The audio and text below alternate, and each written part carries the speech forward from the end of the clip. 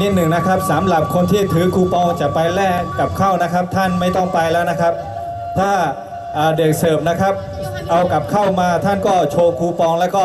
แลกตรงนั้นแล้วก็ให้กลับไปเลยนะครับเพราะว่ามันจะวุ่นวายนะครับไปทีเดียวเป็น10-20 คนอย่างนี้นะครับทางโต๊ะนะครับไม่ทันนะครับโอ้เจ้าล่ะพอจ่ายแล้วคูปองอยู่นะคูการเลี้ยงเดืออยู่หาหัวเจ๊อยู่หาน้องถอว่าหรออายุมาหัวยื้อชี้ยังไงล่ะคูปองเธอแล้วดีมอนแน่แน่พี่ชี้แน่แน่คูการอยู่ข้างเดือหรอ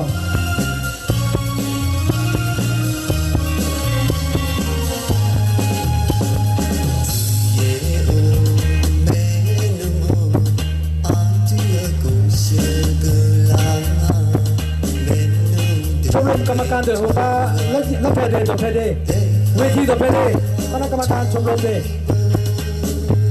เวทีตัวเพอะไรชื่ออยู่นะเขาบอกนายกพบกระนี้เนี่ยยังไงล่ะ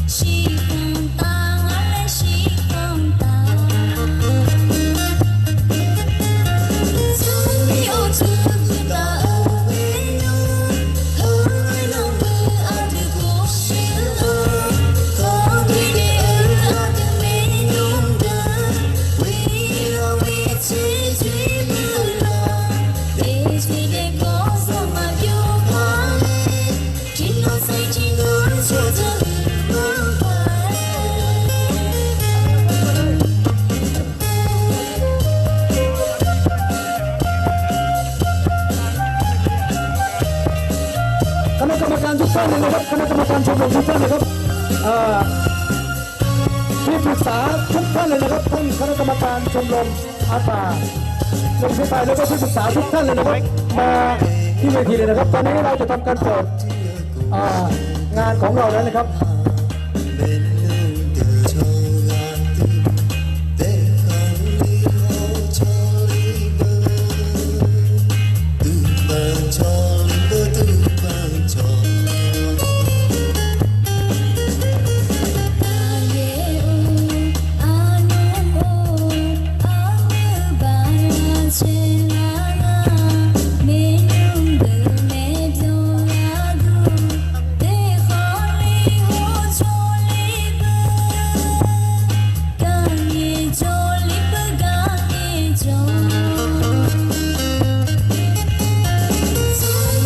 Dream